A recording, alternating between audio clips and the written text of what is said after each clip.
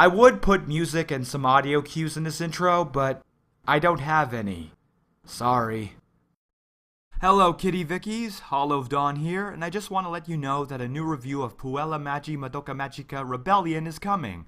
But it's not done yet, so while I gradually put this bastard together, here's a roundup of the spring 2014 shows I've checked out so far. Though please note that I have only seen the first episodes of Captain Earth and Mahouka Koukou no Rettousei. Plus, I won't go into much informed detail for this one, only my first impressions. So with that in mind, let's get started. First up, Black Bullet. First episode of Black Bullet was kinda alright, though that's mainly speaking on the potential rather than what was presented. A pseudo-post-apocalyptic world scenario and decent visual design are a nice start, but for all the foundations to be interesting, it doesn't do much with it here. Characters weren't focused on much, which is a bit of a no-no in my eyes, seeing as how to have characters to invest in right off the bat is to have properly established emissaries to communicate the plot to the viewer. And what we do get from the characters are either kinda stock, like the sexy scientist or the bossy chick in a school uniform, or have hints of further characterization, but aren't delved into much. This is especially the case with Enju, the main lolly of the show, which seems set up so that we're supposed to like her, and that the protagonist might have some resemblance of a sentimental connection, considering she's his partner at fighting these giant bugs, but all she was in this episode was the typical high-pitched, relentlessly annoying little girl character who just so happens to have powers of her own. And this antagonist? Well, he just appears, fights for a bit, and then disappears.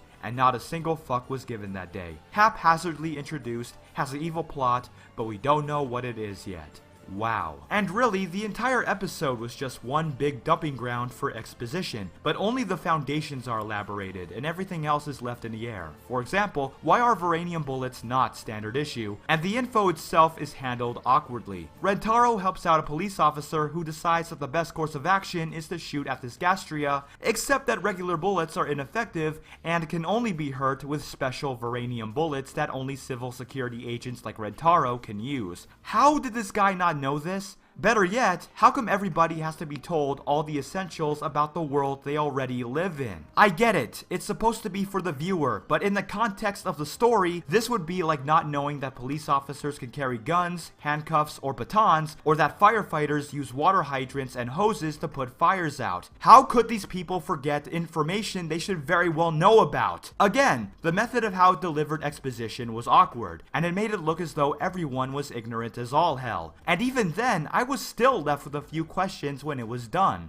Overall, the first episode of Black Bullet was just the setup, the beginning, and I don't know how it'll be from here. I'm expecting some things to happen if the ending is something to go on, so I'll stick around for a bit longer. Then we have Captain Earth. Really guys, I'm not joking around. I literally sometimes make the mistake of saying Captain Planet. Hell, even Google gets confused when I type it in. But anyway, the first episode of Captain Earth shows itself to be pretty straightforward, and I got no problem with it if it entertains, though it seems like it wants to go for a much deeper direction than that, and it only makes me wonder where it's going to go. I honestly don't have much to say on Captain Earth. Like Black Bullet, this was simply the setup, so if you are expecting a good idea of where the plot is going to take you, you're not going to get it here. If anything, the pacing goes a bit fast as we jump from one stage of the episode to the next, and unlike Black Bullet, where the debut episode focuses on exposition to get you prepared for the rest of the show, this didn't have much of it, which might put off some people, but to me, it only adds to my curiosity. Now, I haven't seen the second episode yet, but I'll be sure to do so when I can.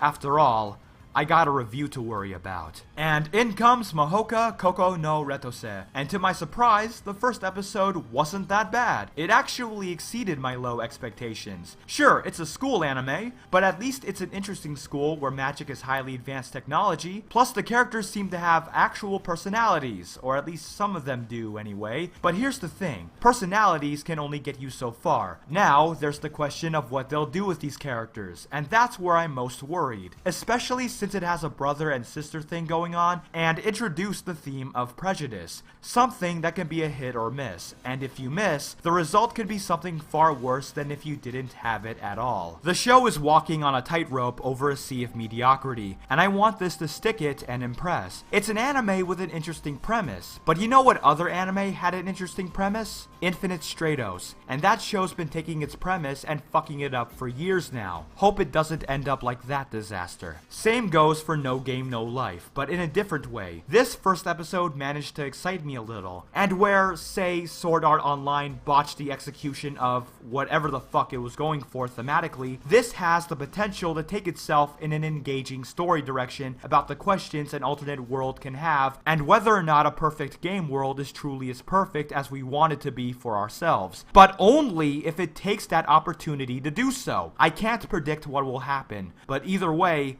it's grabbed my attention. So count me hooked on No Game, No Life. Now here we are, ladies and gentlemen, Akiyuki Shinbo's latest project that will cream the fuck out of our buttholes.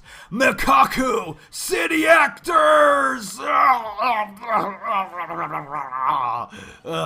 Style over substance. I'm sorry, but this was Akiyuki Shinbo being Akiyuki Shinbo, which isn't really an automatic good thing to me. The reality is that I find the man's style to be hit or miss, and with his first episode of Mekakucity Actors, this was definitely a miss. Not because I completely dislike the guy, but because his style has gotten so dull that he's become overly predictable, like a man who tells the same joke. It's good the first time, maybe the second time, but when you tell it for the 400th time, you have long lost me. No, I never seen the music videos or read the manga that this show is based off of, but I heard they're both good, and I hope to Madokami that they're nothing like this. The characters? What characters? The neat douchebag? Miku Hatsune's long-lost annoying cousin? Yeah, characterization was not very good here, and I found them to appear extremely unlikable and unbearable, which might say a lot considering I've heard that the characters acted better in the source materials. Shinbo, as a director and as someone who embodies all things Shaft, has always struck me as a dude whose forte was the direction of presentation, and that you have to make sure that the material he works with can compensate for his lack of focus on narrative. But even the presentation isn't up to his usual standards. The animation can look pretty choppy for a Shaft anime, with movement of people, environmental objects, and all else in between starving for additional fluidity, and his hard-on for minimalistic aesthetics, random cuts, and visual style switches feels very out of place when positioned against the plot this was trying to establish, getting in the way of it as if he was trying to fill a quota of how many things he can show on screen in a short time span. I got bored very easily. I couldn't engage with whatever the plot was trying to set up. The visuals got distracting after the 40th jump cut, and the characters are bogged down as a result. You need characters to tell a story, Akiyuki Shinbo. There has to be an emissary between the viewer and the story. I wish you would save your cravings for superficially self-indulgent artistic merits for this one, Akiyuki Shinbo. If the music videos or manga delivered a good storytelling experience, as I've heard some people say they do, then this anime is off to a bad start. Or maybe I'm being a big doo-doo head, and I don't know what I'm talking about, because Akiyuki Shinbo can do no wrong. Hail, Shinbo! Well, those are my 2 cents on the shows I checked out, Kitty Vickies. My review of Rebellion is coming, and it's coming when it's done.